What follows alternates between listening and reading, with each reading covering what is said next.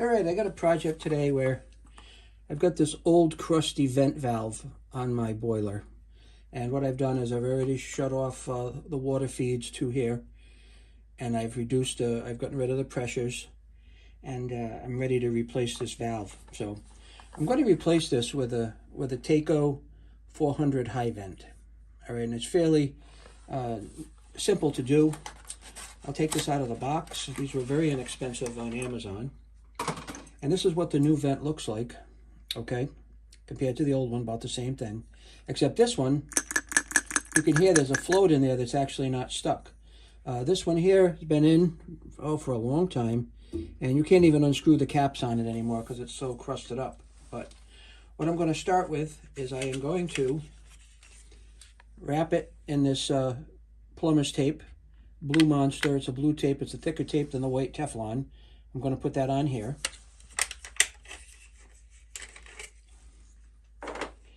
I'm going to do this off camera so I don't have to move things around too much. Now, when you're putting this tape on, you always put it on clockwise, like you're threading something. And that's because when you actually thread it into the hole it goes in, is that you're not pulling the tape off of it by going backwards. And what I'm doing, I'm just wrapping it a few times, not many, just to get it on the threads. Maybe 4 times, 5 times. I'm going to break it off like that. Then after you break this off, okay, you want to take your fingers and you want to go around in a circle with it, just like you're tightening it. And that gets that stuff into the thread. You can take a good look at that. It's in the thread, okay? Then I'm going to take some of the mating Blue Monster product called Blue Monster Pipe Thread Sealant, okay? We're just going to put a little dab around the tape. Give me a second here. Let's get this out. Just going to put a little dab of this around the tape. Okay, you can see this here. Just a little bit, just to seal the threads. Nothing more unusual than that. Okay, we're just sealing the threads with it. Just to give it a little bit of something extra, a little something, how do you do style, if you like, if you know what I mean. All right, so we got that on the threads. But just a little dab more here. And we're ready to put this in. So I'm going to put the new vent off to the side for a second. Put it over here. And this one I've loosened, so we should be able to take this out without a lot of damage. As far as damage, I mean water spray. I'm going to kind of wrap this towel around the base of it, just in case it decides to leak a little bit, which it probably will. Some whatever gravity's left in the system.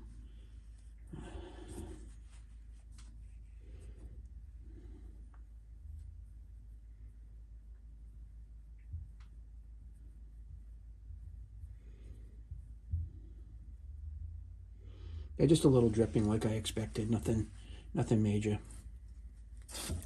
Whoa, where's that coming from?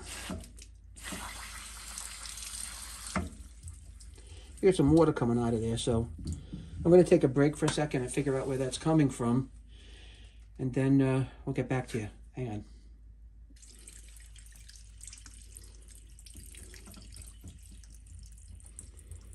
Okay, so what that was just some water that's in the pipes that's gravity feeding down. And as you can tell, this old valve is not shaking and moving around, so it's pretty much gummed up. I don't know how else to explain it, but that's where I'm coming from on it. So what I did was I put a towel under the floor. It's soaked now. This is soaked, but I'll dry things up. And next we're going to tighten this up and, you know, we'll get it going again. Turn the boiler on, let it fill up with water.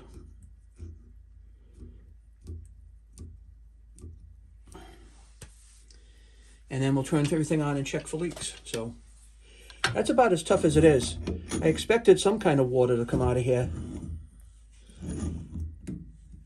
Only because the last time when we did it up top of the boiler, I had the same thing. But since that was the high point of the boiler, I had a lot less water once I shut things off.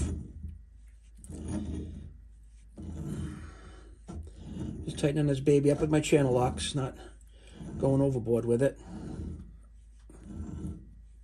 Okay. And once you get this into position, this is closed. They just say to open a little bit so that any air in the system will be able to come out. So at this point here, I'm going to turn my valves back on. All right, my shutoffs, I got a bunch of shutoffs turned. And we'll see what we end up with. Got two more to do. One over here. One over here. One down here. I got one over here that feeds the tank. And then I got my hot water and cold water feeds into the boiler. And you'll probably hear water start running on this one. There you go.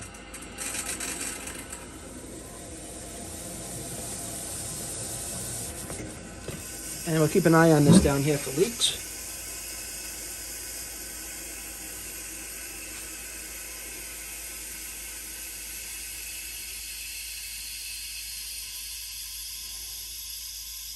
Very good.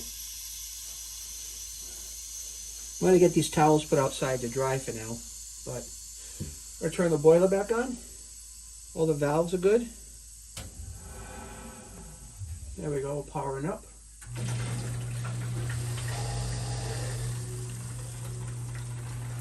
And we're running. Now, of course, there's going to be some air in the system now.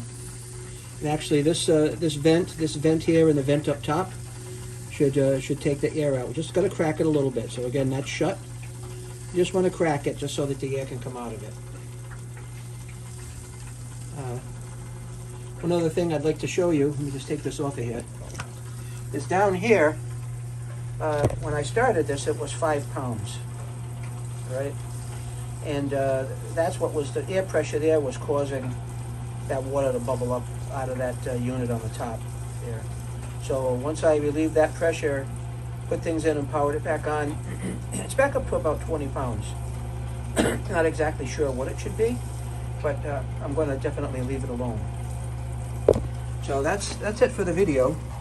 If you happen to have found any use of this, or usefulness out of it, this project, please like and subscribe. Always do things safely. Do not venture into areas that you're not familiar with. And I wish everybody out there have a good holiday and a rest nice to your day. Thank you.